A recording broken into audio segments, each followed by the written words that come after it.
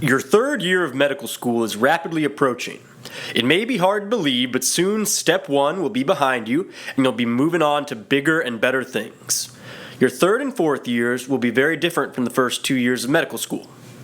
One of the major goals of third year is to expose you to the many different specialties within medicine. This will help you figure out what you want to do with your life before applying for residency in September of your fourth year. To ensure each student gets a broad exposure to the many different aspects of medicine, we have y'all rotate through a number of different specialties.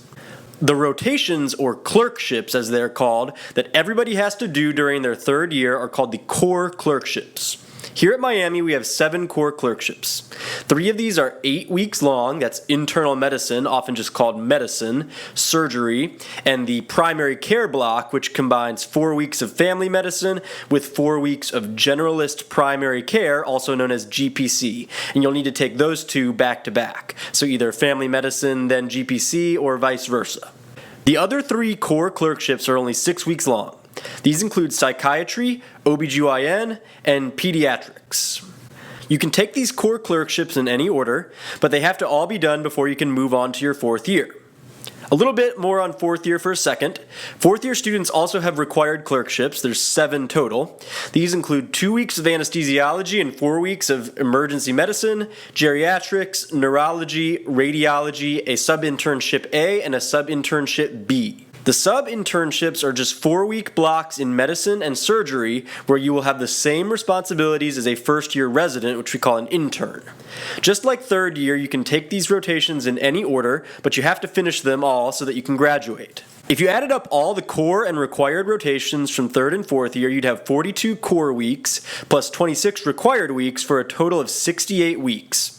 There are a couple of other time requirements to account for. You have 2 weeks of winter break in both third and fourth year, and 1 week of patient safety at the start of third year. So that's 73 weeks accounted for. Third and fourth year, however, total 99 weeks from the start of third year to graduation. So what happens with the remaining 26 weeks? 14 weeks are allocated for elective rotations, which can be either 2 or 4 weeks long, allowing you to explore a new field or delve more deeply into one that you think you may like. Sometimes these have prerequisites, so if you want to do a 4-week pulmonary medicine elective, you will have to complete your 8-week internal medicine core rotation first. Up to 12 of these weeks can be externships, which we call away rotations. 12 weeks are unscheduled time, which you can use however you like. Many people use part of it to study for step 2, part of it for residency interviews during fourth year, and just for taking time off for weddings, family vacations, etc. Not counting patient safety week and winter break, you will notice that the core clerkships account for 42 weeks of the third year. But the third year is 48 weeks long. We have 6 weeks of what's called flex time. You can use this time as you wish. You could use it for vacation time, professional development, going to a conference, going on a medical mission trip, or taking a required fourth year clerkship or an elective. Different clerkships and electives last for different amounts of time.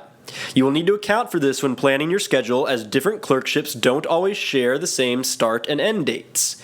We've given you a table, which makes it easier to visualize how this works. Let's look at a sample schedule to get a better idea for how all of this works. Sample schedule 1 we're going to call the simplest approach. In this, you would have 1 week of patient safety, then followed by all 8-week rotations consecutively, then all 6-week rotations. So you would do surgery, then internal medicine, then family medicine GPC, totaling 24 weeks. Then you would move on to psych, OB-GYN, and peds, totaling 18 weeks, with psych getting split into 2 and 4 weeks by winter break. This gets you to 45 weeks in, leaving the last 6 up to you. You could do a fourth year required, you could take an elective, you could take time off to study for step 2, whatever. You could also mix your schedule up.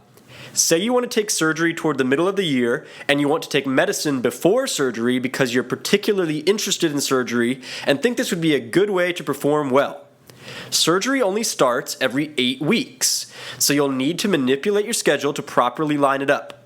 You'll have to do week 1 of patient safety, then you could do psych for 6 weeks, 2 weeks for anesthesia, thus covering a fourth year requirement, medicine for 8 weeks, and then surgery for 8 weeks. Then you could do OB-GYN for 6 weeks, which would get split by winter break, peds for 6 weeks, 4 weeks for an elective, a fourth year rotation or whatever you like, and then you would end third year with 8 weeks of family medicine GPC. All of that plus winter break gets you to 51 weeks.